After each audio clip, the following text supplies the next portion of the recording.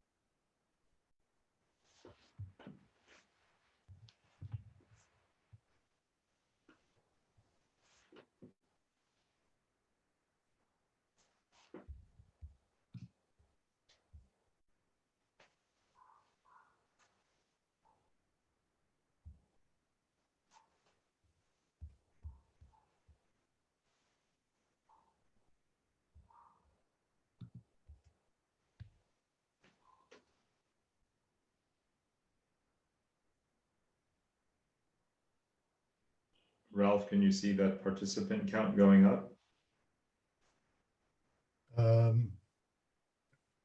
Sorry, which is that, Parag? The number of participants. Oh, yes. Yes. No, that's right. No, Facebook too. Oh, great. Oh, fabulous. Parag, we're live on Facebook. If you can share it right now. And we will start right now. Ralph, over to you. We're ready to go. Well, ladies and gentlemen, welcome to the world. Welcome from different segments that we're doing right here for you. We're broadcasting to you, video casting to you, TEDx Gateway casting to you from London, where it's 6:30 a.m. in the morning, from Mumbai, India, where the TEDx Gateway team are conducting this. And of course, it's now 1:30 p.m. in Singapore, where our very honored and esteemed guest today, Parag Khanna, is waiting and standing by, will be joining us momentarily. So first of all, we'd just like to say that this is being brought to you by TEDx Gateway. TEDx Gateway is the largest TEDx in India and in fact covers all over the world. So today's audience, we've got people at 10:30 at night, Friday night in California, 1:30 a.m. Saturday morning in New York City. And so this is really a global video cast that we hope will enthrall you, will excite you, will make you interested, and most important of all, will really teach you something about probably the most important series of events ever to have taken place in the world. So first of all, we would like to introduce you to our guest today, the wonderful and great Parag Khanna. Just a quick background, bit of information about Parag before we begin. Parag was born in Kanpur in India, spent his childhood in Dubai, then moved to New York City and Washington, where he went to the School of Foreign Service at Georgetown University to do an undergraduate degree, then did a master's degree in security studies at Georgetown, then went to the London School of Economics, where he got a PhD at London School of Economics. He's worked at the World Economic Forum, the Council of Foreign Relations in New York City. He was a fellow at the Brookings Institute. He was a research fellow, a senior research fellow at the Lee Kuan Yew School of Public Policy in Singapore, and has also worked on the European Council of Foreign Relations, and also worked as a geopolitical advisor at one point with the special forces in Iraq and Afghanistan. So this is somebody who has a really vast background. He speaks Hindi, he speaks French, he speaks German, he speaks Spanish, he speaks some Arabic, and he is also the author of some highly acclaimed books. He's written a number of books, The Future is Asian in 2019, Connectography in 2016, Technocracy in America 2017, How to Run the World in 2011, and a book called Hybrid Reality, Thriving in the Emerging Human Tech Civilization as well. So Parag, welcome to TEDx Gateway. Ladies and gentlemen, Parag Khanna. Thank you, Ralph. Thank you so much. Greetings to everyone in the entire TEDx Gateway family and community around the world. I'm very excited to be part of this discussion with you. It is a testament to our human ability to stay connected in a time of such extreme lockdown, probably the most unprecedented, single, coordinated act of the human species has ever undertaken. It's for everyone to be at home right now. And yet, despite that unprecedented isolation that we've quarantined ourselves to, here we are connected, thousands of us around the world. So it is absolutely remarkable. And Ralph, I'm honored to be in your good hands for this discussion. Thank you very much. And so, ladies and gentlemen and friends all around the world and TEDx's all over India, of course, we would like to say namaste, and we hope that this is going to prove to be stimulating for you. There's some interesting news that came forth in the early hours of the morning here in London. In the United States, it's the first day when 1,000 deaths have actually been recorded today, or it'll be yesterday, America time, which is the first time America's gone over that delta. Similarly, the same news came through from Brazil.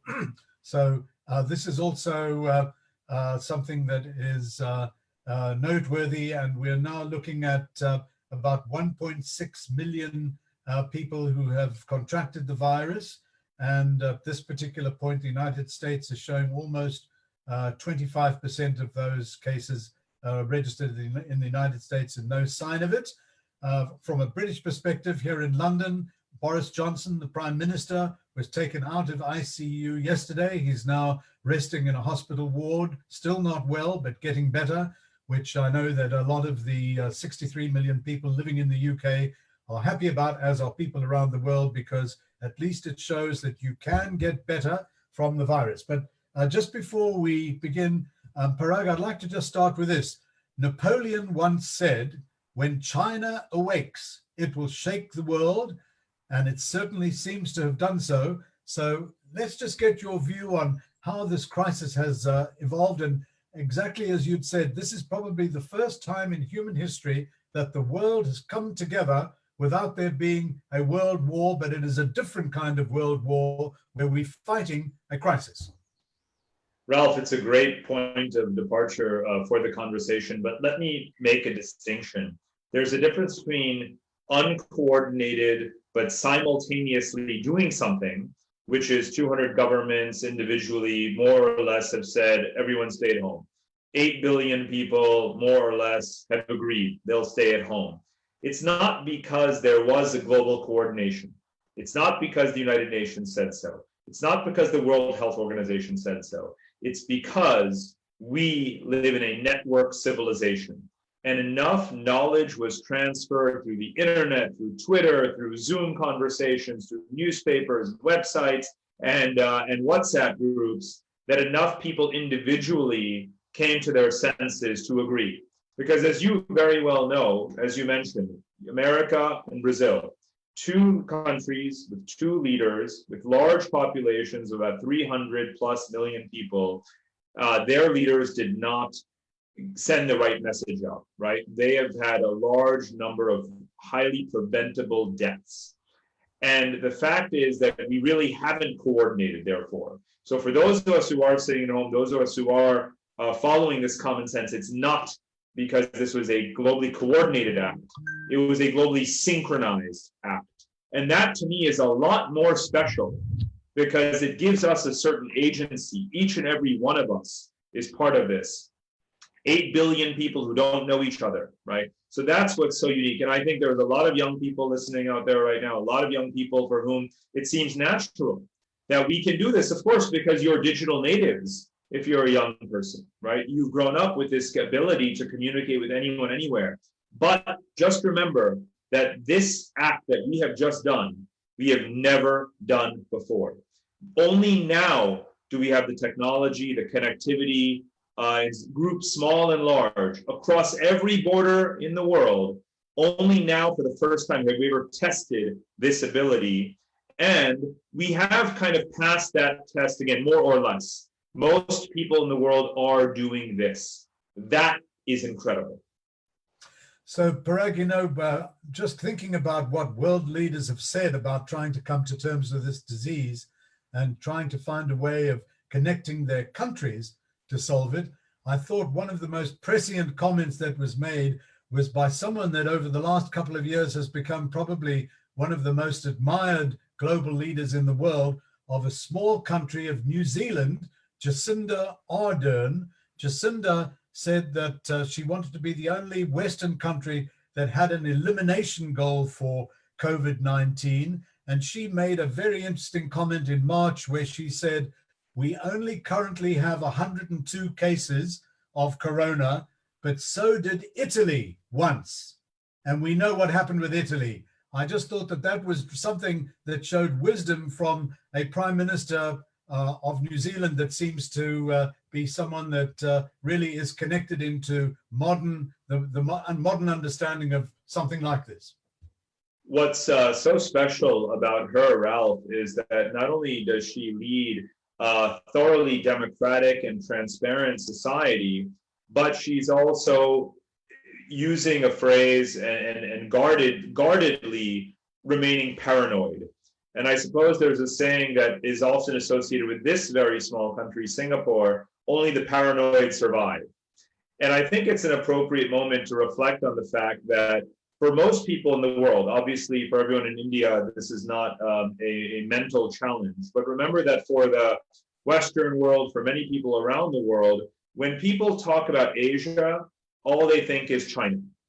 But what has happened with the response to this virus is that we have seen Asia's democracies, especially South Korea, Taiwan, the territory of Hong Kong, the country of Singapore, and a country like New Zealand that's here geographically in the Asian space, they have been the heroes. They have been the leading lights. They have had the competent civil services, the transparent governments, using the technologies that are necessary to allow people to allow governments to trace the spread of the virus while protecting people's privacy, done mass testing, and in general, therefore, flattening the curve. And it's Asia's democracies that have done that. And you know, Ralph, as you know very well, living in the UK, and for those in the United States, again, people look at Asia and they just see one monolithic authoritarian bloc. But more people in Asia live in democracies than in non-democracies. India, obviously, as well. And so this is a reminder, this is the time to shine for Asia's democracies, to say, we are transparent, the people have a voice, ultimately leaders are accountable to the people, there's a strong demand that governments respond adequately and with positive resources, and yet we can remain democratic. So for all of those who have felt that the Asian model is a China model, this is an extremely important moment for Asia's democracies to stand up and say that they will do better. So Parag, let's just take a look at this. When we're talking about democracies and democracies in Asia, where there are in fact more democracies than there are, shall we say, more authoritarian regimes, and China, which has its own model of its own system of governance, which other countries, you'd mentioned Singapore, you'd mentioned, well, let's say the Philippines, even though sometimes their president can be seen as being slightly different from the normal democratic model of country leader. But if we have a look at a country like Taiwan, which has had a fantastic ability to control this virus, give us a sense of who you feel are the democracies in Asia, in addition to the largest in the world, which of course is India, that have coped with this effectively. It's a great question. Why don't I share a slide that shows really what the countries have in common that have succeeded in beating back the virus. So I'd like to show you that slide. I'm just going to pull that up right now. And, it basically shows you what I call the 3 new Asian values. And the new Asian values, just tell me if you can see that, Ralph. Yeah. We can see Great. it. So, I spent some time dwelling on this question. If there are 4.5 billion people in Asia, right, Ralph? And it stretches from Saudi Arabia to Japan and from Russia to Australia, and it includes China and India and Thailand, Indonesia, and so forth. What could we possibly all have in common in terms of certain cultural characteristics or leadership styles or values, right? And the term Asian values goes back 20, 30 years, and it used to be an excuse for authoritarianism. And the term was basically discarded after the Asian financial crisis of 1998. Here we are 20 plus years later, and I think that the governments that have succeeded in this region, not just in beating back the virus, but in more generally demonstrating that they are good role models of states, have these three characteristics in common. And one is what I call technocratic governance, right? They can be democratically elected leaders, but there is a credibility that experts have. There is a strong civil service. There is a trust in a commonly understood long-term vision for society. And lo and behold, it is countries like Taiwan, Singapore, and South Korea, and New Zealand as well, that have the top-ranked civil services in the world. Independent agencies, healthcare systems with a lot of credibility and resources, enough hospital beds, and so forth, right? In many cases, doctors are members of parliament or prime ministers. It's not abnormal at all. In the Singaporean parliament, there must be at least 10 medical doctors, right? So I think that is one thing. To be technocratic means to be meritocratic and to have experts shaping decisions. And that's not a bad thing, and it's certainly not anti-democratic at all. The second is mixed capitalism. In Asia, it is okay for the government to have a strong role in the economy. The government represents a large share of GDP. The government supports industries and workers. There are strong regulations. Firms pay taxes, and so on and so forth. So that's another thing that we have in common here in Asia, whether or not a country is democratic or non-democratic. And the final thing I'll bring in, what I call here social conservatism, is really about cohesion and national solidarity, right?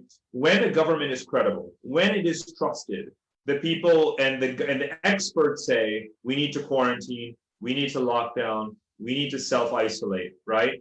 The people say, we can trust you, let's do that. It's in our own best interest. I know that I want to go, skateboarding and shopping, but you know what? I'll hold back for the greater good. And that's something that, Ralph, as you know, in Western political theory has often been criticized. It's a way of saying, well, these are dogmatic people who could never be creative or innovative. It turns out that's a really great survival instinct as well. So I call these the three new Asian values, and I just want to put that out there in answer to your question about not just which Asian countries are doing well or not well, because we will see, the tragedy continue to unfold, and we'll be counting numbers. But beyond the numbers, we should be talking about principles. How is it that you get through a situation like this? What constitutes a good state, a good government? And I think these are three ingredients of that answer. So you sometimes see this manifested in some of the world's greatest sporting competitions, like the World Cup in soccer, and certainly the Cricket World Cup, as one sees in India, where the entire country gets behind it. But just generally, in terms of democracies, if you look at a country like South Korea, which you said is one of those countries that shares the values of an open press, and of course, there are times when there have been corruption, including at some of the biggest of the large companies, the chai bowlers, they call them in Korea, where corruption gets uncovered by press freedom, and where there is in fact press freedom. And India, obviously, with the largest number of newspapers in the world, or different newspapers across the country, what's been interesting about India is the way that democracy works. And I wanted to ask your comments about what recently happened, where Prime Minister Modi made a pronouncement that within 4 hours there would have to be, I guess you could call it a junta curfew, and committing literally millions of people, 1 billion people, to have to go back to their homes or to leave where they were. Can you give us some thoughts on what you'd observed with what has happened in India? And let's just take a much closer look at India and its democracy. I think, given that this has been a crisis situation, even with some degree of foresight that we have that the virus was spreading, obviously there was a desire to act very quickly. And that is certainly what motivated the decision to create this very sudden short timeline around the curfew. But knowing, as we all do, that India is a country full of migrants, hundreds of millions of internal migrants in the world, even if India did have the world's most efficient and extensive rail system, it would take a few days to be able to prepare, whether one is traveling across the country or whether one is simply gathering the food that one needs to sustain oneself, during quarantine. So obviously, I think that was a bit rushed. One thinks about other things that the government has done where there's a very solid intent, like demonetization. It is in principle a very good idea. In practice, a very good reality to live in a demonetized society. Just look at South Korea or look at Sweden, right? But the pathway to getting there are certain sequences, certain steps that you do in order to get it absolutely right with minimal pain on the population. So, in hindsight, easy to say one should have given a few more days, and probably in retrospect, a number of leaders are thinking that to themselves. We can't go back now. We are on this lockdown. What we have to do, obviously, is to make sure that anyone who needs resources, especially food, water, other basic supplies, can have access to them. And that is fundamentally about logistics. There's a great saying in the military, Ralph, you would know this, amateurs talk strategy, professionals talk logistics, right? It's time for the age of the professional. We know what we have to do to get surgical masks, ventilators, medical equipment, food, water, supplies to all of the geographies, whether it's in India or around the world. The professionals have to do this. And again, the difference between a good moral society and country and state and one that fails to live up to its obligations as a state is that actually handles those logistics well. Now, we know how difficult it is to govern India, to provide for India, to care for 1.4 billion people.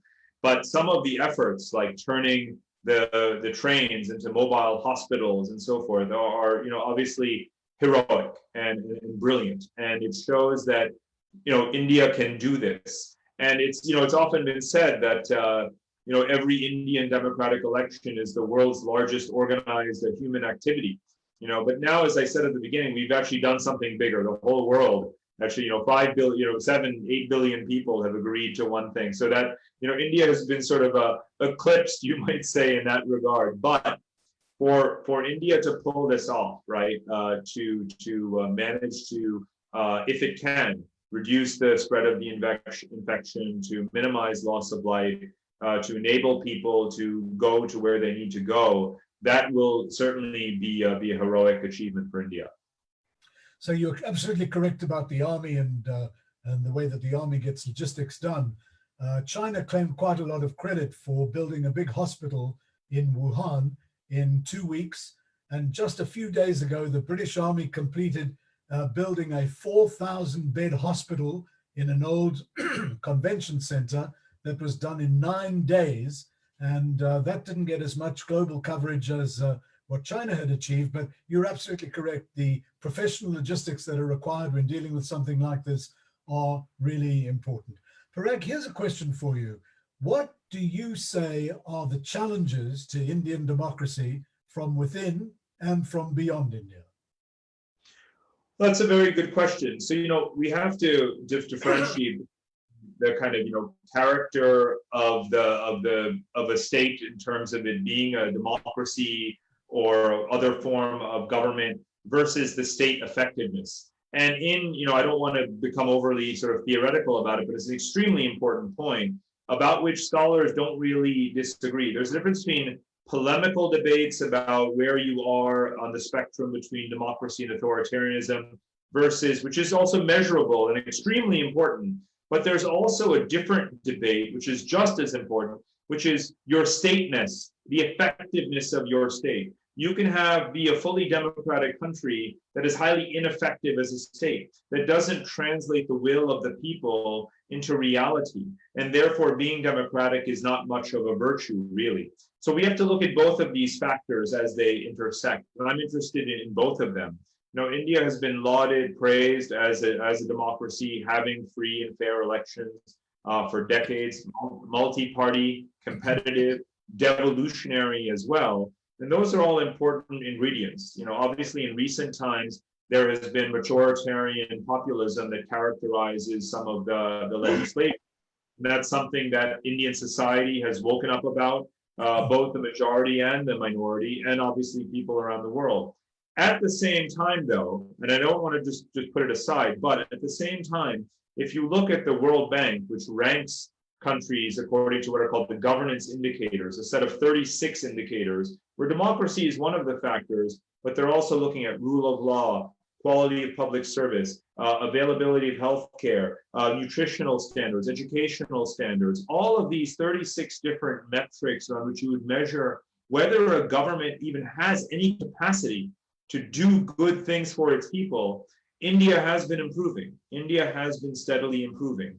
And that stateness is extraordinarily important. In the long run, it ultimately matters, as much as anything else. So, assessing the quality of Indian governance is more than just commenting on, how democratic it is, or we may feel like it's backsliding at any given point in time. Underneath that debate is this reality that a state that is actually coming into its own after, a good 50, 60 years, where it was largely incapacitated. In about 2004, 2005, I recall writing an article saying the federal budget of India is exactly the same size as the federal government of Norway, right? Wow.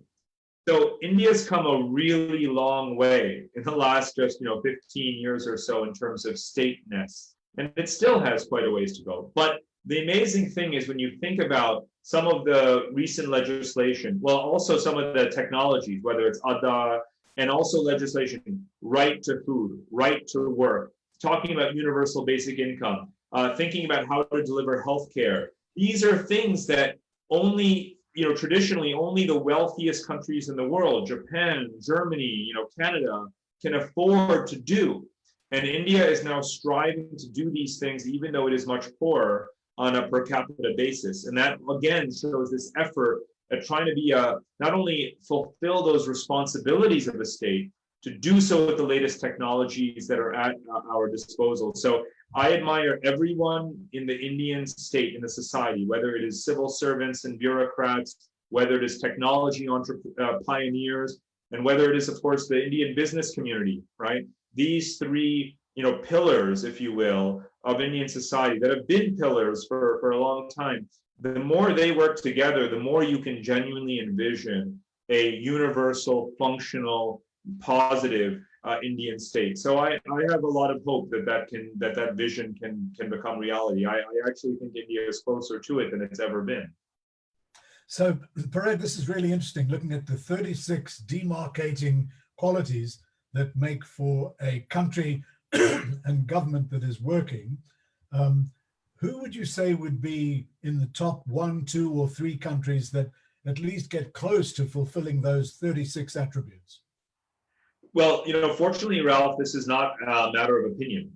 This is actually why we have political science. If political science is going to have the word science attached to it, this should be a question where we can be fairly analytical, if not, objective.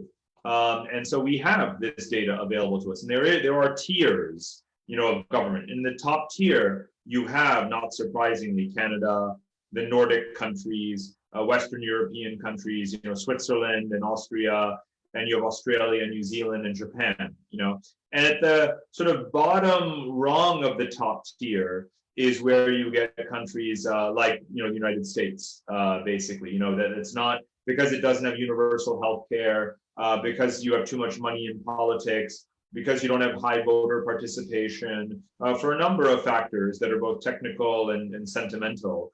The US is not as easy to govern as well as we see a country like Canada, or Germany with a smaller population. But again, America could climb back up. It needs to universalize these bedrocks of a high quality of life that a country like Germany guarantees. Look at what's happening right now with the virus stimulus, right? Each American may, if they're lucky, get a check for $1,200. In Germany, you're guaranteed most of your income no matter what, right?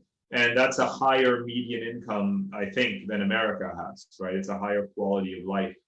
So again, these are choices that we are making. A country chooses, where it can be, and it has to be organized and disciplined and work hard to get up to that tier. So that's really the way you would break down the 200 countries in the world. Roughly 25 or so in that top tier. Somewhere in the middle tier, a good 40 or 50 countries, and then basically about 100 or so countries in the third tier. That's roughly where we are. And so if one takes a look at corruption, which is such a huge issue in India, and how this might be reduced or at least dealt with, the corruption index, which comes out of Switzerland, looks at which countries are the least corrupt. And numbers 1 and 2 are usually Finland and New Zealand. But from your standpoint and what you observe in all of the work that you do on a global basis, do you think that getting rid of corruption, this cancer of good governance and people's beneficial lives, is something that is the most difficult to have to solve if you're in government? To be honest, corruption is not the hardest thing to solve, because very often it's institutional changes, it's legal changes. You can make legislative acts that combat corruption. Factors that are cultural and societal and environmental are often the hardest things to overcome. God-given difficulties, if you will. So, corruption comes in many different forms, so there isn't one answer. But, we can at least make a laundry list and say, this is how you would do it. If you look at Finland, if you look at Singapore, another country that ranks in the top 2 or 3 every single year in terms of being non-corrupt, you could say, well, what can we learn from them? What can we do? Right? So a country like India has tried to bring some transparency to the legislative process, right? That's one way. Joining international financial institutions or trade agreements helps to reduce corruption, because then, domestic firms have to compete and aren't just protected by governments and subsidies and so forth. So there are many, many, many ways in which we can, combat corruption. Again, demonetization in theory is meant to combat and reduce corruption. So it's not one thing. It's easy to look at a country like Norway or Denmark. Well, they're a small country and they're homogenous people and they're rich. That's why they're not corrupt. There are laws, right? There are mechanisms. But I'll tell you, Ralph, if I had to boil it down to one word, and it's the most important word, it's a word that's more important than democracy. It's a word that's more important than state nests that I've been using earlier. The most important word in all of political progress, Ralph, is transparency.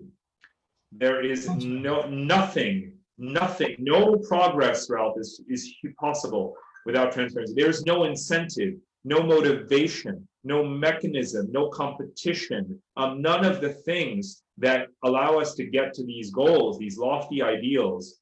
They are stopped dead in their tracks if there is not transparency in society. And that, if you wanted me to sum up not only thousands of years of political science, but even just my own personal experience, 20, 25 years of traveling the world and researching and writing, that would be the one word that I think is the silver bullet, if there is one. So Parag, you've traveled to 150 countries. I mean, amazing travels. You traveled from London to Ulaanbaatar in Mongolia, just on one journey alone. You've climbed 20 of the highest peaks in the world. But here's a question for you. With India, such a huge country, India has never been on the permanent security, as a permanent member of the UN Security Council. The UN Security Council has 10 non-permanent members, and just so that we let the audience know who they currently are, we've got Belgium, the Dominican Republic, Estonia, Germany, Indonesia, Kuwait, Peru, Poland, South Africa, Equatorial Guinea, but no India. Why do you think it is that India, that's such a large population, one of the largest populations of any country in the world, is not a permanent member of the UN Security Council? Well, I mean, Ralph, actually, it's rather simple, right? I mean, if you go back to the founding of the United Nations, the establishment of the Security Council, going back to 1945, India, in a way, gave up its chance to have that permanent seat when the victors of World War II were setting up the structure of the Security Council. China wound up getting that seat, and in the decades since, obviously, the P5, as they're known, the permanent five members, the United States, United Kingdom, France, and China, among others, have basically, sought to Russia, obviously, to safeguard, their prestige, their privileged position. And as much as there have been many debates about expanding the UN Security Council with countries like India, Brazil, South Africa, and Japan, and others lobbying and hoping that they could be given permanent seats. And a lot of people have drawn org charts and schemes, to figure out how you could reconcile the power of the P5 with expanding permanent membership and so on and so forth. It hasn't happened. I'll be honest with you, Ralph, this has not been an issue that's been center stage for at least 10 plus years, because reformers have given up hope. The UN itself has suffered, one calamitous, tragic, sort of decay in its influence and credibility after the other. So one has to wonder if it's even worth it anymore. Instead, I think there's a much greater focus on regionalism. The world is becoming more regional in a way than it is global. And so the question is, should you have your focus, if you're Indian, if you're an Indian diplomat, should your focus be on debates in New York, or should your focus be on influence in Asia? Now, remember, Ralph, obviously the majority of the human population lives in Asia, right? The largest share of the world economy is in Asia. The largest, number of great powers is in Asia. So having influence in Asia matters more than some of the debates, that are going on at the UN. You can go ahead and fight those debates. That's what having diplomats is for. And obviously there are some discussions and legislation and normative standards, you might say, laws or codes that are drafted that matter. I'm not saying pull out, right?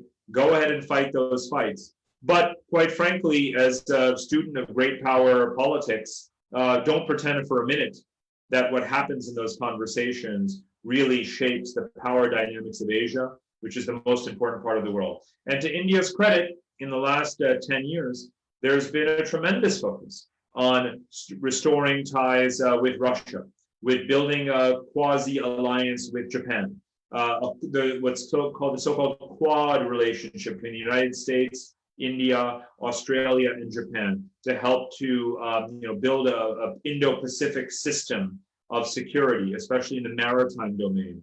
India has gotten much more engaged in all of these, again, multi-directional sort of fora and focused on Asia. And I think that's a positive step. So that's much more, in my view, again, from a straight geopolitical point of view, is countless times more important than what happens at the UN.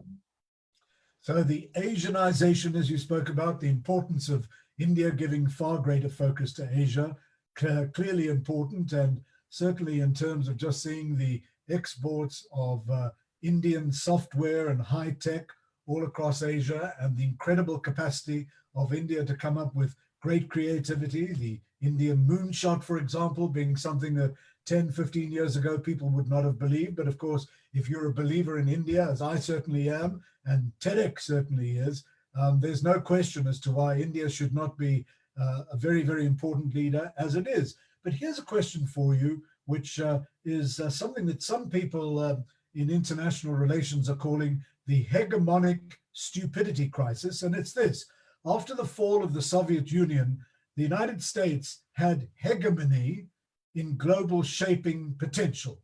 Now, however, whether it's because of the current government in America or whatever it might be, we're in a multipolar world where several capitals are the shapers and where Delhi stands to be in a point of shaping something. So is there a stupidity crisis in Washington because of the current administration there? What's your view on this? And also with China's rise from an economic standpoint, they account for 40% of the trade in Asia, if I'm not mistaken. Obviously, India playing a very important role. And has all of the potential of certainly matching China or overtaking it. Are we now, instead of living in a unipolar world like we were in the 20th century where America dominated, in the 21st century, is China and Asia going to become the dominant? So are we in a unipolar world, a bipolar world, or with India, a tripolar world with China and the United States? So, Ralph, it's a great question. So, actually, we're in a multipolar world, but it has even more poles than that, quite frankly, right? The United States is a singular pole and remains so. And North America as a continent is one of the most stable and prosperous regions of the world. You've left out the European Union, I noticed, Europe as a whole. Europe, economic and regulatory power, and especially as a trade power, is as important, if not more important, literally, than the United States, because Europe trades much more with the world than the United States does. North America is actually relatively autarkic, but Europe trades more with Asia than Europe does with the United States. So you can't leave out Europe as a whole, Germany in particular, and a lesser role for the UK. Then Asia itself is multipolar. So within a multipolar world, you have a multipolar Asia, in which China is the most important or most powerful state, but there's Japan, there's India, there's Australia, South Korea, Russia, Iran, numerous secondary powers, all of which play a crucial role in their sub-regions and in shaping this Asian system. So each region of the world is not an apples to apples comparison to each other.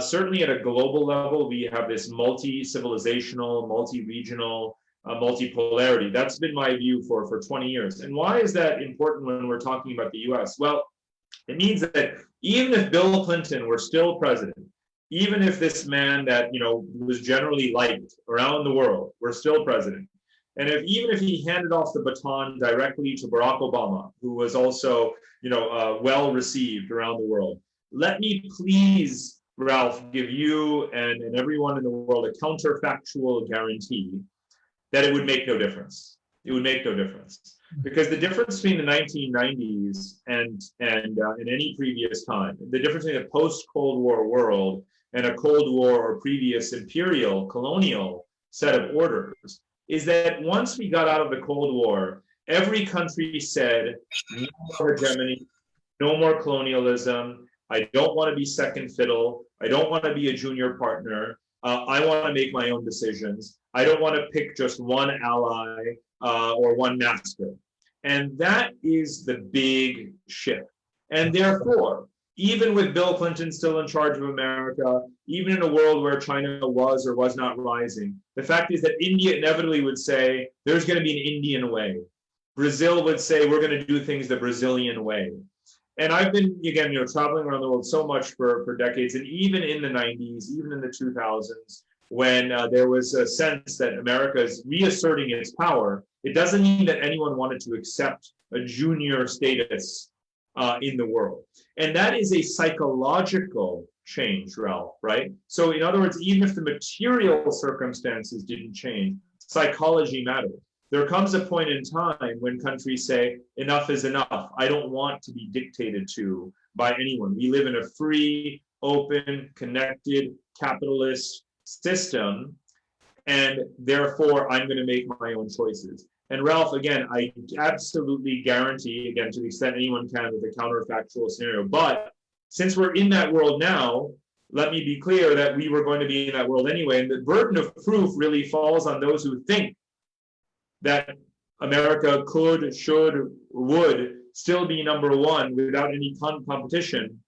They would have to prove that. And in order to make that argument, Ralph, let me be clear to you as again, an American, a Washingtonian, someone who's worked in think tanks, who's been in the United States military myself, let me be clear that you can only make that argument if you are completely ignorant about the psychology of the billions of people in the world who come from post-colonial countries. So on behalf of every Indian out there as well, let me just say that when Asians see China rising, and a lot of people in the media, in the Western media in particular, say, this is like the new British East India Company, right? This is a new age of colonialism. I always just have to laugh, because they must obviously not come from a country like India, a country like Kazakhstan, a country like Vietnam. They're not coming from the places where the vast majority of humankind lives, and therefore it does not occur to them that those people, those citizens, my parents, Ralph, were still, God bless them, alive today. My parents remember colonialism. They remember the Cold War. Does anyone living in London where you live, or in Washington where I used to live, you must be so out of touch with the world to think that people who have lived through generations of colonialism, the Cold War, are simply going to fall over and say, oh, well, I guess we just have to accept that either A, America is back, or B, China is going to take over the world. Because the answer is so obviously neither. Well, I think that's a very, very pertinent point. Your point about the post-colonial view, absolutely correct. We've got some questions that have come in from the audience from all over India and all over the world. And while we're doing that, Parag, I know that you've got a couple of other visuals that you wanted to show. So perhaps if you'd like to show another visual, and then we'll come up after that with a couple of the really, really interesting questions that our viewing audience have come up with. Absolutely. So, just to follow up on that last point, Asia's history, 4,000 years of Asian history has largely been multipolar, right? Only one empire ever dominated all of Asia, and that was the Mongols, right? And that was in the 13th century, and it's a very appropriate time to bring them up, because what brought the Mongol Empire, the age of the Silk Roads, to an end? It was the Black Death, right, Ralph? It was the Black Death. What year was that? Huh? In the 1330s and 1340s. So even the Mongol Empire at, not quite its height, but certainly in geographic expanse, ruling Khanates, China, Russia, Central Asia, as far as Iran, and stretching all the way to Europe, right? The Black Death decimated the Mongol Empire. It splintered the Mongol ability to maintain that contiguity of its rule, and it fractured that entire unified Asian realm. Never since, Ralph, not in 700 years since, has one power dominated Asia. And the last one to try, as you know, was Japan, not China. That didn't end very well for Japan, did it, in the 1940s, right? So here we are today, and people look at China, and they either see the new British East India Company, or they see the new Mongols. But the truth is that if you look at Asia, and inside this rectangle, Ralph, again, there's 4.5 or 5 billion people representing such distinct, unique historical civilizations, like India, like those of Southeast Asia, like Russia, like Persia, China, Japan, Korea, distinct civilizations, none of which has really ever successfully been able to dominate any of the others for a meaningful period of time. It is in the nature of Asia, in this vast and diverse space, by far the most diverse region of the world. It is in its nature that no one power will dominate it. So again, when you are outside Asia and people are saying, well, it's China's game, China's going to get whatever it wants because China is powerful, I say to them, actually in history, in Asia's 4,000 years of history, almost no power ever gets what it wants for particularly long, because we are so different from each other and have such vast distances between us, and high mountain ranges separating us, or vast, uninhabitable plateaus. So Asia is going to remain multipolar, and this map that shows you the infrastructure of the new Silk Roads, such as which thrived, of course, generations, centuries ago. Even though China has been building so many roads, I like to say that all roads don't lead to China. And what's actually happening is that everyone is connecting to everyone else. It's not just two-way streets from Russia to China, India to China, Kazakhstan to China. No, what's happening is that Iranians are connecting to Kazakhs, and Russians are connecting to India, and Southeast Asians are connecting to Arabs. Everyone is connecting to everyone. And yes, China is very important, but there's many pathways by which to trade, and there's many options as to where you get your money from, your lending from, who builds your highways and infrastructure. It doesn't always have to be China. So Asia will again be multipolar, which is the way it has been for the vast majority of the last 4,000 years. And India plays a staggeringly important role in ensuring that that remains Asia's destiny. Okay, so let's let's go to the first of the many questions that we've got in so far. And the question comes from Tara Hirabet, and this touches on a subject that I would like to try and have us cover during this. So the question is this: Parag, what is your take on all the circulating conspiracy theories? Number one, that the coronavirus was started in the US in a lab in the USA. Number two, that the coronavirus came with US athletes that had come to Wuhan, as the United States had it in the fall of 2019. That in January 2020, they thought it was flu or the flu season. That there's a conspiracy that China planned this virus to topple the world economy as it recovered and opened up, while the rest of us are economically struggling, as we aren't even peaking yet, and from distracting us from China's moves towards Taiwan, that it stopped Hong Kong from rioting, and quite convenient timing there. Do you think there's any seed of truth or possibility in these, or is this really just a virus born of imbalance, overpopulation, density? Was this a Chinese conspiracy? Well, Ralph, as you can imagine, I'm not going to comment on any of the specific conspiracy theories. How would I know? I mean, I would want people to only speak of things that are verifiable truths, right? Empirical truths. What I will say, because I think you make a very interesting point at the end about density and so forth, which is, do we live in environments that are far too tightly packed, where resources may be scarce, hygiene is difficult to enforce, and a virus can therefore spread very quickly. What is called the attack rate of the virus, has been 5 times higher in dense cities than in more sparsely populated areas. So that's a more interesting thing for us to ponder. Moving forward, should we move away to some degree from the sprawling mega city kind of model that we have just drifted into by way of mass urbanization, again, especially in China and India, and it's unfolding now in Indonesia and all across Africa and so forth. And that's something that we would have to consciously design our way away from.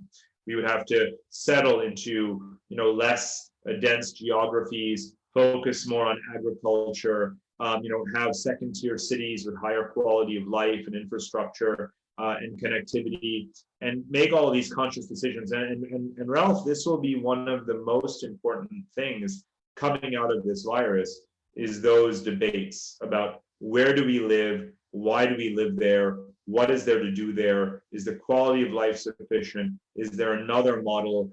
If I'm going to be locked down and quarantined somewhere indefinitely and involuntarily, am I in the place that is a good place to spend that kind of time? And a lot of people will be asking those questions coming out of this pandemic. Okay, here's another question, and this question comes from Priyank Mahajan. Priyank has asked, is it time to relook at China's influence within the World Health Organization for larger interest of the rest of the world? Well, it's a great question, but it's not answered by us looking at it, right? Because when you look at a multilateral institution like the World Health Organization or the United Nations Security Council, as we were talking about earlier, there is no it per se. It has very little independent essence, separate from the countries that contribute to it, that staff it, that influence its decisions and so forth. And obviously, we've seen with the World Health Organization the role of China there. It is conceivable that if the United States and other countries had continued to commit strong resources to the WHO, they may have been able to, counter some of the manipulation of its policies. and maybe that is something that is a tactical, diplomatic regret, you might say. But in the in the grand scheme of things, global health is not delivered by the World Health Organization. It's a tiny, tiny organization. About 10 years ago, and perhaps even up and more closer to the present, the Gates Foundation, which is a nonprofit, obviously nonprofit organization in the United States, funded by one man, provided 30% of the budget of the World Health Organization, right? Wow. So, we have to think about how, we should not identify the WHO as being responsible for delivering all the public health, right? Instead, we should be saying, what is India's strategy? What can India learn from countries that have better public health systems? How can it universalize them and keep them affordable? And other countries should be asking the same question, learning lessons from each other. And as much as the WHO is important for coordinating information, for sharing best practices, maybe setting certain goals and standards, maybe funding certain kinds of research and subsidizing the deployment of medicines and so forth for people who need them, for the poorest countries in the world. Yes, all of those things are important. But the majority of humankind lives in countries where national health systems are more important than what happens in the WHO. So this is, again, a lesson learned that each country has to develop and strengthen its own health systems. Here's a question from Mudit Jain. I don't know where Mudit is calling from in India, but his question is, or her question is, what will the world's response be towards China after this Wuhan virus crisis is over? And in fact, this touches on a question I was going to ask you, and which is, should China bear any liability or responsibility for this worst ever economic meltdown since the Great Depression of 1929 be China's responsibility, where there are now 85 countries having to go to the International Monetary Fund for borrowing? What do you think of what China's responsibility should be? It's a great question. So there's a difference between what China's responsibility is, which we are assessing in terms of when they could have been more transparent and warned the world, when they could have prevented travelers from going abroad, and all of these other kinds of things, versus how we can hold China accountable, right? So there's responsibility in the abstract, and then there's accountability in the real world. In the real world, you can get away with a lot. You can get away with a lot of abuse of power and privilege, if you will. Anyone who knows British history or American Mm-hmm. history, there's a lot of abuse of power and lack of accountability and behavior. And for better or worse, there isn't a way to litigate out of this. Although there is a lot of talk about that going on right now. Can people sue the Chinese government in some way? I wouldn't waste my time. You're not going to get your money back, right? Is the bottom line there. That's why, again, as Ralph and I were discussing earlier, great power politics still trumps any notion of kind of multilateral supremacy. So in terms of holding China to account, it's going to remain a political and intellectual exercise, and it's going to be also about pointing out where the propaganda has is seeking to cover up the truth, for example. And there's a lot of that going on, and I think that's extremely important. Also, it's about diminishing one's dependence on China, right? So having this virus spread around the world, then getting medical supplies from China, and then those medical supplies are faulty, not working, and so forth.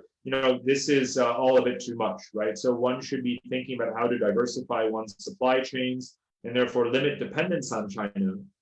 And if you as a country, if we more broadly can diminish dependence on China, that also means that you can reduce your exposure to some of the dangers that it can pose. So here's an interesting question from Shreya Agarwal. Shreya Agarwal wants to know, which country do you feel would play a vital role in, where is the question now? Let's just find the question. We just lost it. There's so many questions coming in. We'll come back to that in just a moment. Wow, these questions flying in. Let's just take a look at another one here. Here we go. From Siddharth Khanna, same last name as you have, Parag. The OECD data recently suggested larger self-sufficient economies like China and India are not going to be going into recession amidst the pandemic. How likely are we to see this happening, of India not going into recession? That's a very good question. So one of the things that is, a cushion, an economic cushion, is if you are a large country, large population with a large amount of domestic production and, self-sufficiency in some ways in terms of the goods and services produced in the economy. So you have a slowdown, but you can also bounce back very quickly, less risk that international supply chain disruptions affect you. So for India, to the extent that there's a strong international dependency, well, its main exports are software. People still buy software. Its main import is oil. Oil is very cheap. When oil is cheap, that's actually good for India because it reduces, obviously, the cost of importing goods, and it's not as much of a burden on the trade balance and the current account of India.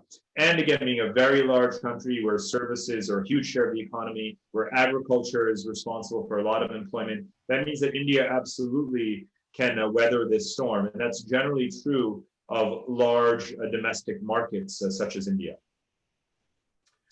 So here is an interesting question from Mohit Gupta. Mohit Gupta. Hello, Mohit. Thanks for sending this in. What is the new normal likely to be in terms of capitalism? Will capitalism be replaced by a new structure? Well, that's a very small question. Look, there isn't really one global capitalist model, right? There is a global capitalist marketplace, or there is a global economic marketplace. And within that, you have state capitalist systems like China. You have completely free laissez market systems and everything. You have very regulated capitalist economies like Europe, those of Europe, and so forth. So what I think the question is more, what would capitalism ideally look like within a country coming out of this? And that's a question that, you can hazard some propositions. It would be nice to have, large corporations pay higher taxes so that states have sufficient funding to provide, universal basic services and so forth, and high quality infrastructure. So that would be part of what you would want to see in a better capitalist system emerging from this. But, it's a very, very debated question. What you have in Europe is this combination of the welfare state, where the government provides the basics of education, healthcare, law and order, quality infrastructure, but you also have regulated capitalism, right? Unions and workers have seats on boards and management. Companies have to pay, pretty substantial taxes and can't offshore their profits to other jurisdictions, these kinds of things. So you see that in a country like, Germany, for example, and some Scandinavian countries. Japan and Korea to some degree are like that as well. And those are, the kind of, some would say, over-regulated capitalist systems, right? There are aspects of them that people may criticize as being uncompetitive because it costs a lot of money to hire workers and so forth.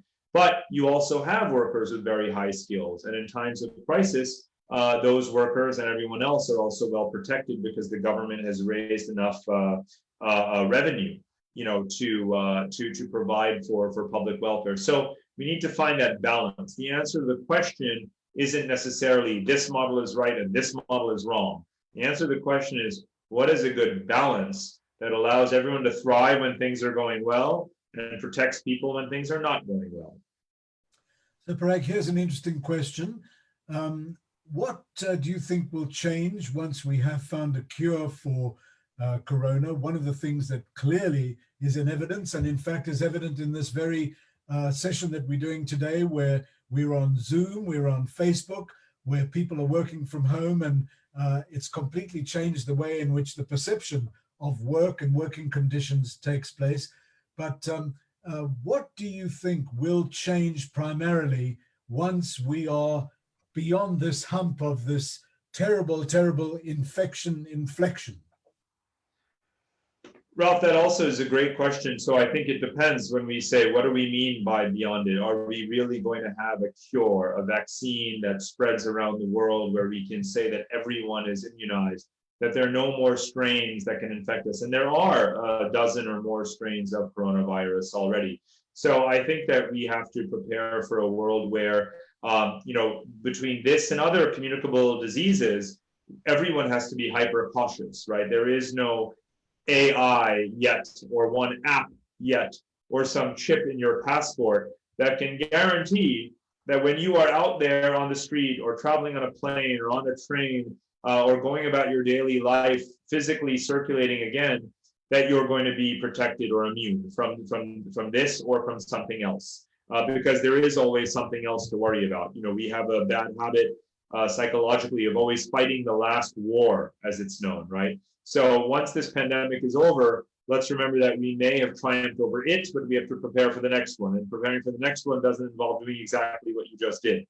So, I think that it's going to be up to the individual to be, we're going to have a lot more caution, for better or worse. I do think that obviously there are technological, scientific, epidemiological kinds of things that we can try and do for people in terms of, measuring or filtering at borders and in public spaces and through healthcare systems and regular checkups and monitoring people's health and investing in that, where a far larger share of the world population, could maintain an adequate level of health through those kinds of, technologies. And I hope that we spend a lot of money on that and devote a lot of resources to that and create a lot of jobs to do that. These are essential services. So I hope that we do that, and that will allow for the answer to the question to be slightly more positive. So in 2006, the very, very distinguished and highly respected epidemiologist in America, Professor Larry Brilliant, had actually predicted there'd be a pandemic, and the Barack Obama administration had actually brought in an anti-pandemic plan that hopefully would cope with things. Here's an interesting question from Alessandro Giuliani. I don't know whether he comes from Milan or he comes from Vikroli in India, but he says, asks Parag, asks you, what will be the practical economic repercussions that we get out of this? Can you compare to the post-war situation? Or how will it be different? Many businesses, large and small, will file for bankruptcy, at least in Europe. Many people will be without jobs. Will it be a reconstruction from a blank slate like in the 50s or 60s? Or will everything come back to normal, yet slightly different, thanks to the kind of relationship-based rather than only human resources that we are seeing? And can Indian AI and Indian innovation and Make India experimentation help? Well, I think that last point is extremely important because yes, there is a lot of local innovation in India. Let's look again, the generic drug industry is, in India, one of the largest and most significant in the world. That's why the anti-malarial medicines are now being distributed worldwide even more. So I think India's, medical industry, AI industry, the technology sector more broadly can play an extremely important role in helping protect, Indian society and helping it recover. So again, if India uses Indian technology and Indian industries to help itself, that's not only going to be fantastic for the Indian economy, it's actually going to really boost Indian exports in these critical areas to the rest of the world. Here's a question from Siva Prasad, KV. Siva, thanks for sending this in to us. Let's try and find this. Do you think this will push us further away from the idea of globalization that is losing its brand value in most large economies across the world? And on the positive side, do you think it will push countries to become self-sufficient, encourage innovation, local business, and Asian startups? Fantastic question. So, I've been around long enough to hear people proclaim the end of globalization quite a few times. We heard end of globalization with the 9/11 terrorist attacks. We heard end of globalization with the financial crisis of 2008, end of globalization with the shocks of the Arab Spring, end of globalization, with the election of Donald Trump and protectionism, and now end of globalization of this pandemic. And that's just the last couple of decades, right? That's just recent memory off the top of my head. Every time, of course, needless to say, this is the punchline, they've been wrong, right? Globalization is a 100,000-year process. It always wins. Globalization always wins. You don't need to worry about whether or not globalization is going to thrive and expand. You need to worry about your place in that global system. Are you connected or disconnected? Are you in an advantageous position? Are you connected or disconnected from the networks that matter for you professionally? That should be your question. Don't worry about globalization. Globalization will be fine without you, without me. Globalization is bigger than America. It's bigger than China. Globalization rests on our incredible worldwide connectivity, which is expanding by the second. If you think about right now, this call with thousands of people watching and being live from all over the world, that is globalization, right? Globalization is thriving. Globalization isn't just the number of cars made in one country and put on a ship and sailed through the Suez Canal. That's the 20th century of globalization, right?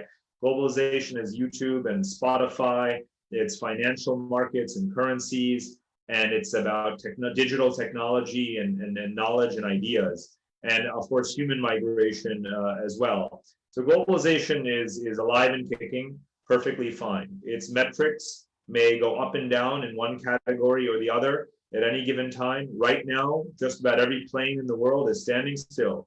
Right now, there is basically zero cross-border migration.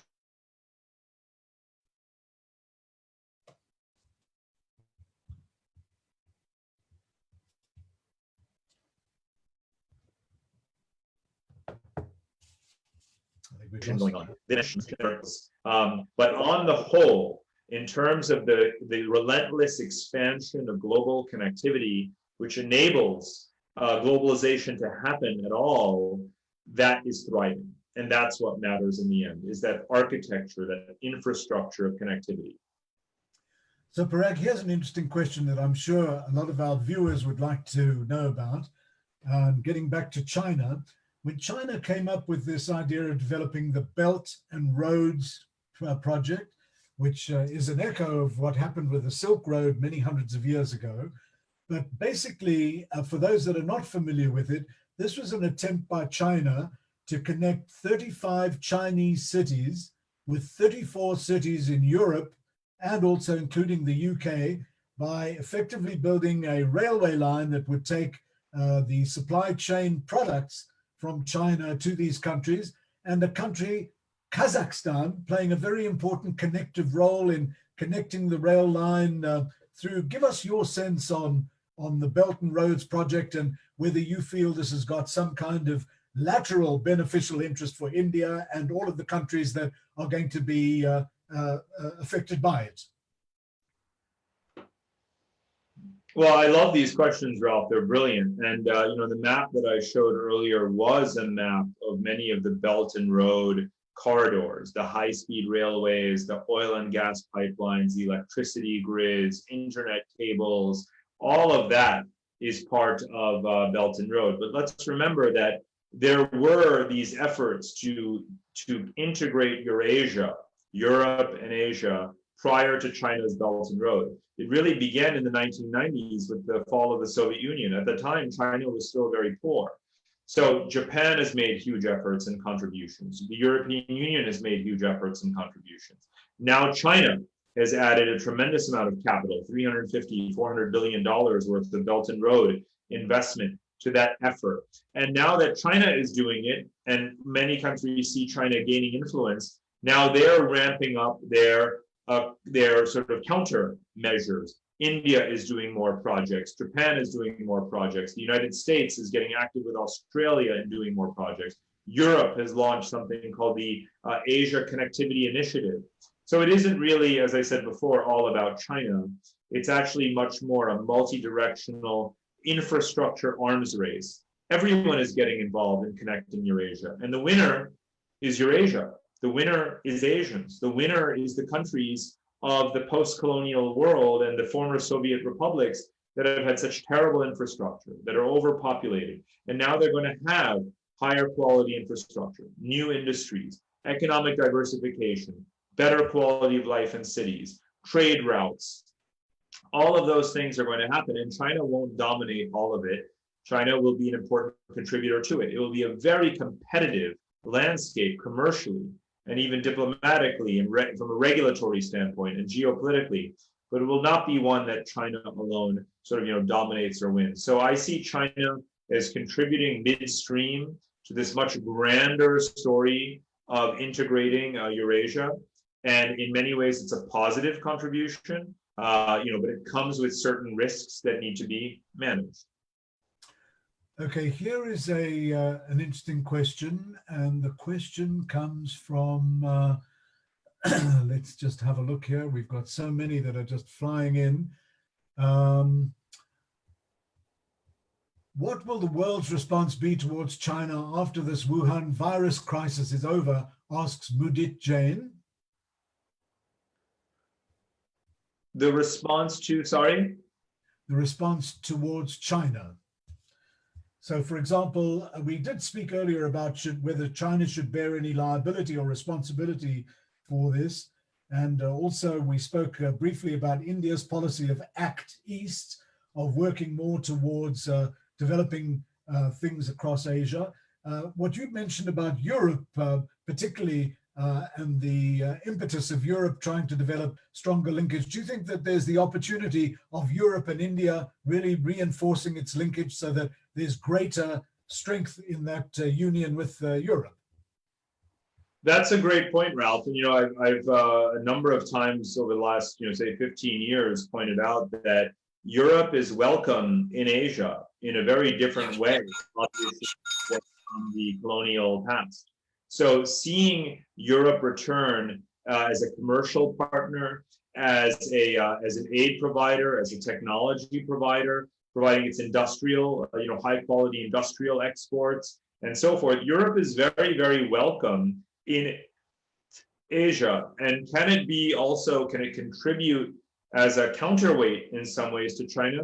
Yes, it's trying to do that. You can see the French and the British navies being more active in the Indian Ocean, as well as in the South China Sea, together with the United States. So generally speaking, again, Europe's free trade agreements that it has with Singapore and with Korea, that it wants to have, that it's just passed with Japan, that it wants to have with India and with Southeast Asia, all of those would be very positive signs in terms of Europe's return in a very constructive way to the region. And I think, with India in particular, the relations are quite good.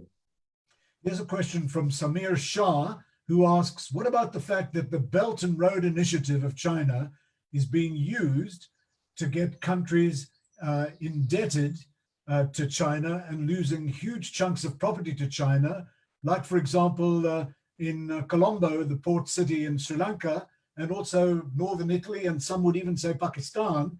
What's your view on that as to whether one gets indentured to China because of Belt and Road, or is it actually mutually beneficial?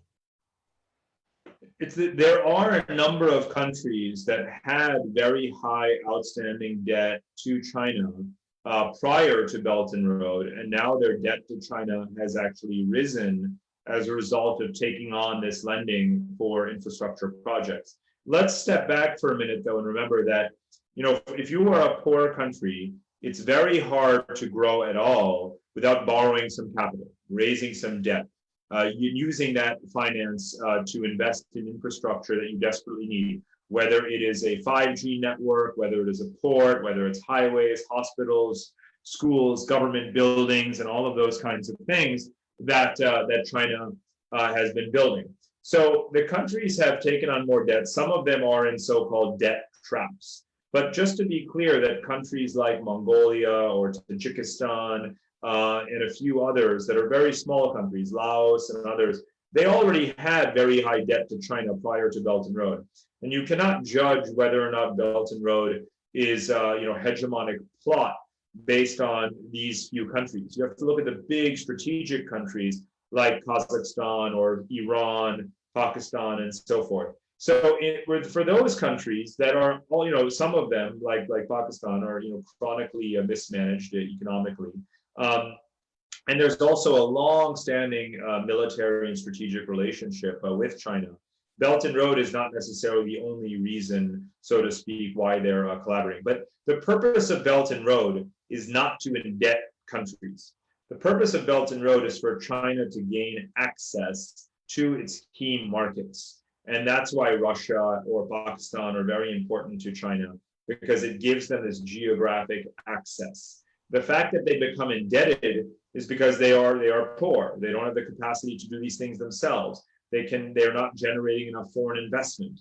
Their economies don't grow fast enough. There are many reasons why their debt is growing. But there's good debt and there's bad debt.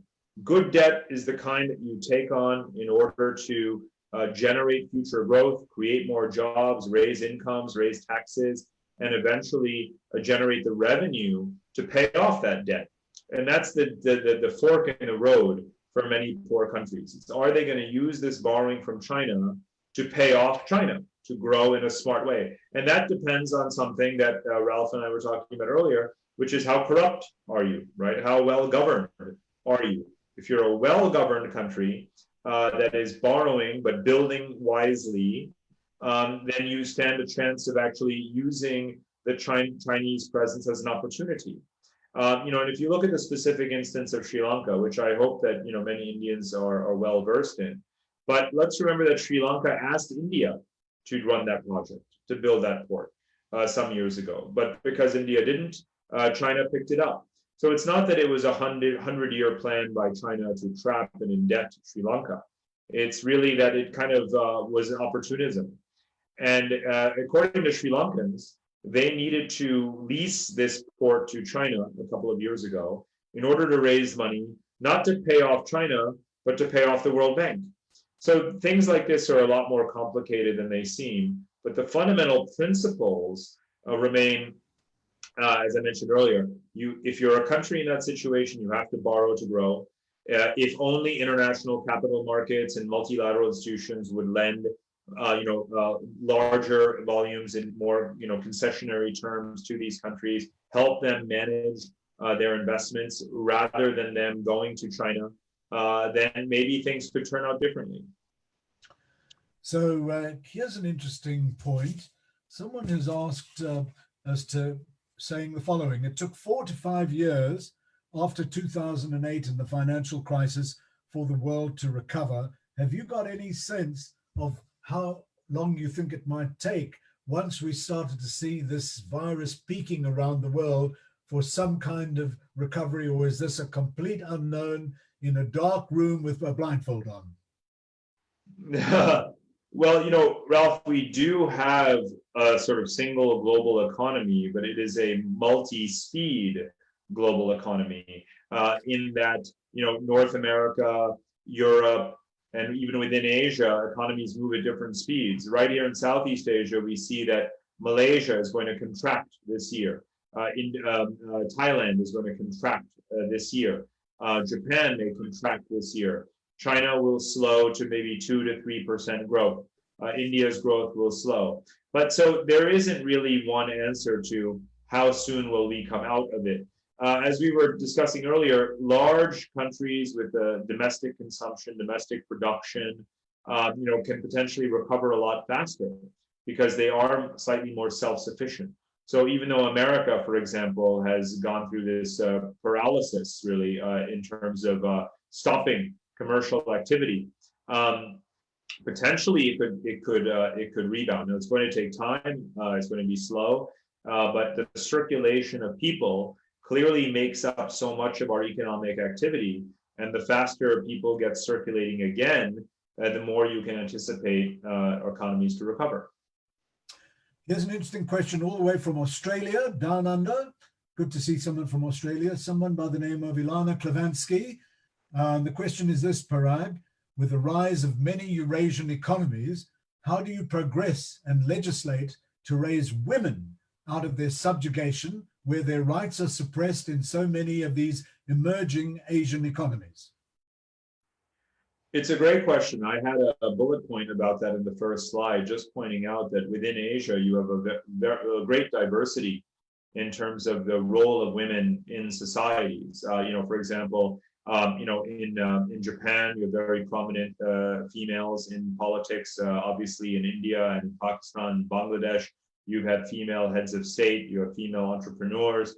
In China, you have women very prominent in the economy, but much less so in politics. Australia and New Zealand have or have had female prime ministers. In Southeast Asia, women's empowerment is quite impressive across all tiers of society or rungs or sectors of society. Education obviously matters. So if you legislate universal education, if you legislate labor market equality, if you have potentially some quotas around women in parliament, if companies feel the pressure to have females in their boards and boards of directors, those are some of the things that are making a very strong contribution towards elevating the status of women in decision making in professional life. And I think that we see across Asia all of those things happening to a greater or lesser degree in different countries. So this is an area actually where there's a lot of learning across Asia, and I think that's again a very powerful force. And therefore, one can hope that across all of Asia, even in some of the poorest countries, that we will continue to see a lot of progress in female empowerment. So Parag, here's something, some of the great major global problems, there really are three in a sense, Corona and the virus being one, obviously, something that is sometimes called the battle for truth. And someone like Maria Ressa, the great global journalist, has spoken about the battle for truth in the Philippines, but this is also a battle for truth in India and around the world. And of course, the climate crisis. We've got a question from someone who hasn't given their name, but have given their mobile number. And the question is this: will this pandemic help us to save natural resources? We've tried so many measures to contain pollution, but were unsuccessful. And yet, in the 3 weeks that the pandemic has been around, we've been able to achieve quite a lot of interesting changes, certainly less pollution in Chinese cities. Even in Venice, the canals of Venice are cleaner than they've been for nearly 100 years. What's your view on how this pandemic will affect the climate crisis? Well, I wish that there were a greater appreciation, obviously, for the linkage between our health, our public health, and our environment. But maybe that is going to be, again, one of the silver linings, one of the consequences of the pandemic. But our climate is the most complex system there is, right, on the planet. It's really everything. So the fact that pollution has gone down obviously is something that's artificial, and we do have a bad, nasty habit of going back to business as usual, and that could mean that pollution rises again, industrial activity, is strong again. But to be honest, what matters most in terms of the key drivers of the very negative feedback loops in terms of climate change are our rising temperatures, which have an impact on melting of polar ice caps, which then has an impact on rising sea levels and droughts and so forth, shifting weather patterns.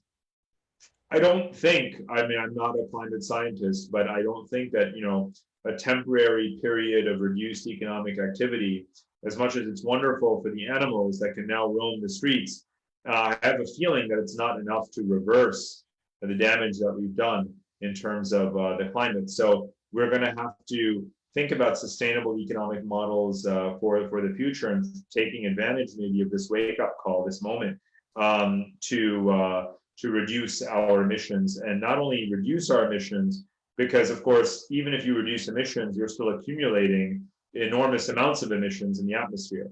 And the damage that is already baked in to the atmosphere is quite sufficient to spur global warming on for a long time to come. So we have to do a lot more than just slow down for a few weeks. So Parag, we haven't made much mention of Africa. And of course, Africa, 54 countries, over 1 billion people. There's a young man in Africa by the name of Fred Swanepoel, who's trying to grow 3 million leaders in the next 5,000 days. And he believes that the importance is to try and train a whole new kind of understanding of domestic resilience, where education and the use of new technology, and basically the technologies that India is so brilliant at constructing. As we splinter further into nation states, the whole notion of domestic resilience, do you think that that's something that should be focused on as we find a way to recover from this awful pandemic? Well, I'm glad you mentioned that because, again, I think that one of the key outcomes or learnings from this is the need for more emphasis on agriculture, right? Agricultural production, agricultural resilience. Because of course we've had supply shocks there as well. Countries like Russia that have blocked the export of certain critical commodities like wheat. Vietnam has banned rice exports and so forth. And even before the pandemic, obviously, in India, there have been droughts. There's been a terrible drought that's affected Indian, onion production. India had to ban the export of onions last fall. So we do have to focus a lot more on agriculture. India itself was the geography of the Great Green Revolution from a half century ago. And we need a green revolution, if you will, for the entire world that has a substantial arable land that is underutilized, that's inefficient, like much of Africa, for example. So I think that, not only should we come out of this with a greater focus on healthcare, but also most definitely on agriculture and obviously on the environment as well. So, Parag, we are kind of coming up, we've just got a few minutes left. So let me ask you these questions here. Do we need the following? And I'm going to ask you 4 different elements and just try and get your sense of what you think as to whether we do need them and how much we need them. Number 1, do we need more networks? I take this particularly after reading your book, Connectography. As you can imagine, the answer from me would be yes. Second question, do we need better and more rapid response to future pandemics or health issues or global problems? In a word, yes. Do we need, for the third, to develop a much better plan in advance of local resources to deal with issues of the kind that we're dealing now? Most definitely, yes. Fourth, do we need to look at finding a way to develop far better capacity building than we've done in the past? Yes. Well, you've answered yes on everything. No no's at all. What no's would you say that we should not be doing looking forward to the future? No to hoarding of resources, right, by one country. That's an important no-no. We need to have global distribution and sharing. You can't have preparedness and hoarding, at the same time. Just because the countries are, going to be wise and build certain stockpiles of surgical masks, it doesn't mean that we can't make more and have enough for everyone. So that's an example of something that I would consider a no-no. Well, I thought that I'd just make mention before we close a comment by one of the most distinguished observers and practitioners of diplomacy and diplomatic arts, Henry Kissinger, who's now in his mid-90s, but still saying a lot of things that are really important. And here's something he said just a few days ago in New York. He said that it was absolutely essential that we safeguard the principles of the liberal world order, which is something you'd mentioned earlier on in this webcast. The pandemic has seen a revival of the walled city in an age where prosperity depends upon global trade and the movement of people. The world's democracies now especially need to defend and sustain their Enlightenment values. A global retreat from balancing power with legitimacy will cause the social contract to disintegrate domestically and internationally, and the historic challenge is to manage the crisis while building the future, because if we fail at that and fail at democratic Enlightenment values, this failure could set the world on fire. What do you think of that? No, it's very eloquently stated, as it always is with Dr. Kissinger. I would say the trouble is that we don't really live in a global, enlightened, liberal order. We have a multipolar world, as we discussed earlier. There are competing governance systems and value systems, competing economic models. There's intense geopolitical competition for spheres of influence.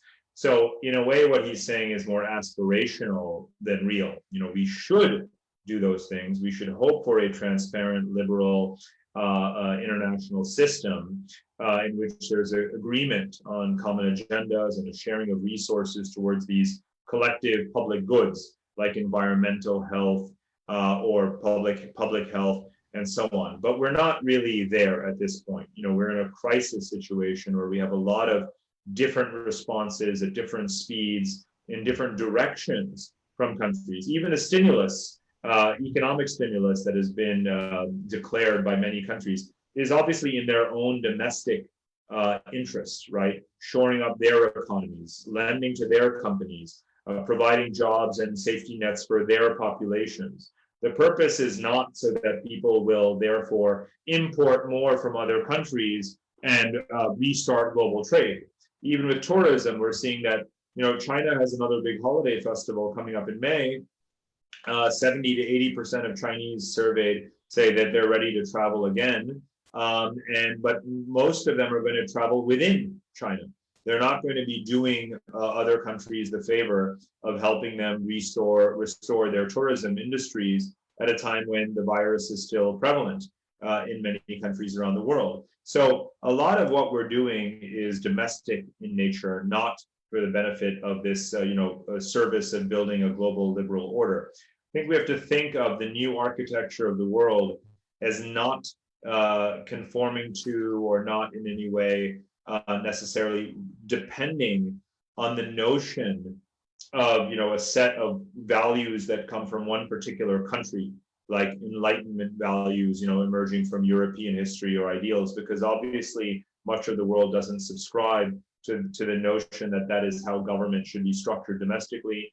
And they certainly, as you and I discussed earlier, don't believe that whatever the future shape of the international order, that it be dominated by one particular country or value system, such as America. So it's an aspirational statement he's made. It's not incorrect in that it represents, a sort of a good intention, but it doesn't necessarily accurately reflect where we are now, and it doesn't necessarily capture a realistic option for where we're going. If we want to talk realistically about the future of global governance, I would use a whole different vocabulary. And for me, it is much more about regional self-sufficiency. It is about bringing down borders within regions, as Asians have been doing, as Europeans have done, as is actually happening in North America. That would be number one.